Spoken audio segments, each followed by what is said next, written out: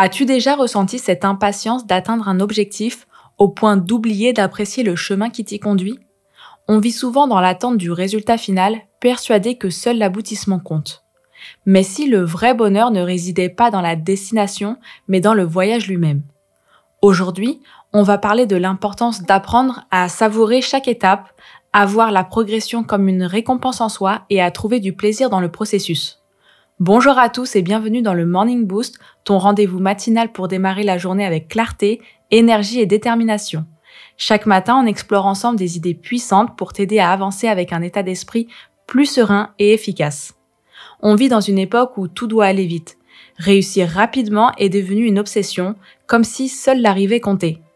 Mais en pensant ainsi, on passe à côté d'un élément essentiel qui est le plaisir et la richesse du chemin parcouru. Dans cet épisode, on va voir comment ralentir, apprécier chaque étape et transformer ton parcours en une aventure pleine de sens plutôt qu'en une simple course effrénée vers un objectif. Parce qu'au final, la réussite, ce n'est pas juste d'atteindre la ligne d'arrivée, c'est tout ce que tu apprends, tout ce que tu deviens et tout ce que tu vis en chemin. Nous avons tendance à vivre selon des objectifs précis.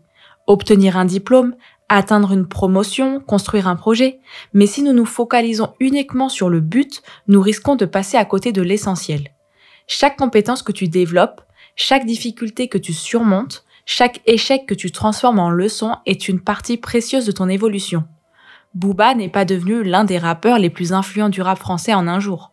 Son parcours a été jalonné d'erreurs, de remises en question et d'améliorations constantes. De ses premiers freestyles à Lunatic jusqu'à son empire musical et médiatique, il a su apprendre et évoluer sans cesse. On ne parle pas assez des petites victoires car on est tous braqués sur les grandes réussites. Les succès ne se résument pas aux grands accomplissements. Se lever avec motivation, progresser, persévérer dans l'adversité, chaque jour apporte ses propres victoires. Omar Sy, avant de devenir une star du cinéma international, a enchaîné les petits rôles et les sketchs avec Fred Testo. Chaque avancée, chaque passage télé, chaque moment de reconnaissance du public l'a poussé un peu plus loin jusqu'à lui ouvrir les portes d'Hollywood. Et je veux aussi vous parler des transformations personnelles. Ce n'est pas seulement ce que tu réalises qui compte, mais aussi la personne que tu deviens en chemin. Nikos Aliagas a commencé comme journaliste avant de devenir l'un des animateurs télé les plus respectés en France. Son succès ne s'est pas seulement mesuré aux émissions qu'il a animées, mais à la manière dont il a su évoluer, rester humble et affiner sa vision du métier. Aujourd'hui, il est aussi reconnu pour son talent de photographe, preuve que l'évolution ne s'arrête jamais. Mais je veux aussi revenir sur l'importance de la gratitude. Apprendre à être reconnaissant pour le moment présent te permet d'avoir une approche plus sereine et plus épanouie face à la vie. Florent Pagny, malgré une carrière jalonnée de succès, a toujours su rester reconnaissant pour ce que la musique lui a apporté. Lorsqu'il a annoncé son combat contre la maladie, il l'a fait avec une philosophie de vie inspirante, mettant en avant l'importance de savourer chaque instant et d'apprécier le chemin parcouru.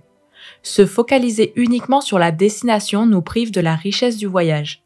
Chaque étape, chaque apprentissage et chaque moment vécu font partie intégrante de la réussite. Profiter du voyage, ce n'est pas seulement une question d'attitude, c'est aussi une véritable clé pour préserver son bien-être physique et mental. Lorsque l'on apprend à apprécier chaque étape plutôt que de se focaliser uniquement sur la ligne d'arrivée, on crée un équilibre plus sain, propice à la sérénité et à l'épanouissement personnel. Vivre uniquement pour atteindre un objectif peut générer une pression constante, souvent accompagnée d'un sentiment d'urgence et de frustration. À force de vouloir tout contrôler, on s'expose à un stress chronique qui peut se traduire par des troubles du sommeil, une fatigue persistante, voire un épuisement mental. En revanche, en adoptant une approche plus fluide et plus consciente, on réduit cette tension inutile et on retrouve un esprit plus apaisé. Chaque petite avancée mérite d'être célébrée, car elle nourrit la motivation et renforce l'estime de soi. En valorisant les progrès du quotidien, on cultive un sentiment d'accomplissement durable plutôt que d'attendre une validation extérieure. C'est ce qui distingue ceux qui trouvent du plaisir dans leur parcours de ceux qui, une fois leur but atteint, ressentent un vide et se demandent « Et maintenant, qu'est-ce que je fais pour la suite ?» Lorsque l'on accorde de l'importance au chemin parcouru, on développe une capacité d'adaptation face aux obstacles. Plutôt que de voir un échec comme une remise en cause de sa valeur personnelle, on le considère comme une leçon, un ajustement nécessaire sur la route de la progression.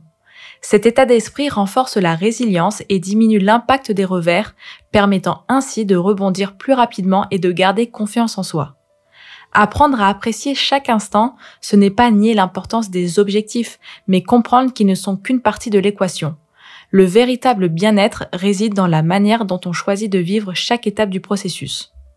Alors, pour trouver un bon équilibre, vous n'êtes pas obligé d'arriver au point de renoncer à vos ambitions, mais plutôt d'apprendre à avancer sans vous précipiter, savourer le présent, tout en construisant le futur.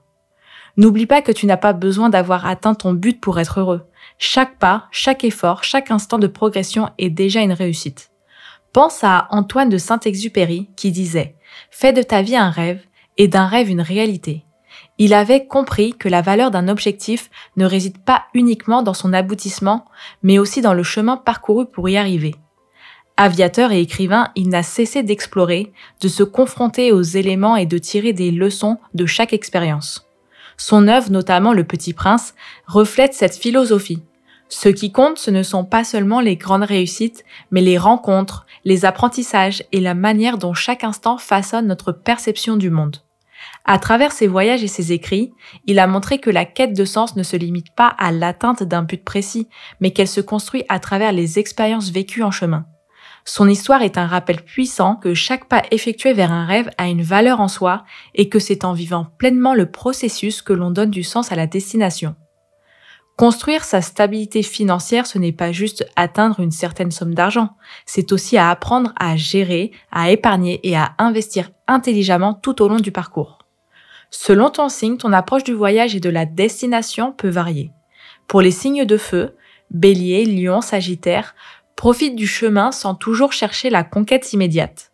Pour les signes de terre, Taureau, Vierge, Capricorne, détends-toi et apprécie le processus, pas seulement le résultat.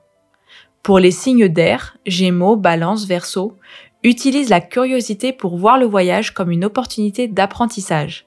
Et pour finir, les signes d'eau, Cancer, Scorpion, Poisson, ressens chaque étape comme une évolution de ton être. Je voudrais que tu gardes en tête que le bonheur n'est pas à la ligne d'arrivée, il est dans chaque instant du parcours. Pour cette première que j'ai nommée Espace Communauté, je vais répondre de vive voix à certains commentaires de l'épisode précédent.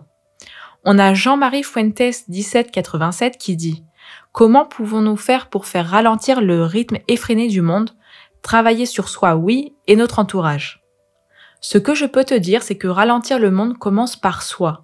En cultivant la patience, en gérant son stress et en privilégiant la qualité sur la quantité, on inspire naturellement notre entourage. Plutôt qu'imposer un changement, il faut montrer que ralentir ne signifie pas être moins efficace, mais vivre avec plus de conscience et d'harmonie. En valorisant les pauses, les échanges authentiques et l'instant présent, on crée un impact qui progressivement peut s'étendre aux autres.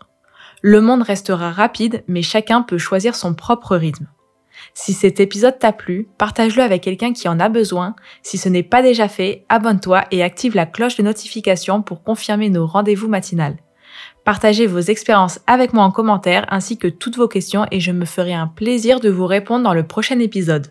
Et quant à nous, on se retrouve demain pour un nouvel épisode du Morning Boost. D'ici là, prenez soin de vous et soyez extraordinaires.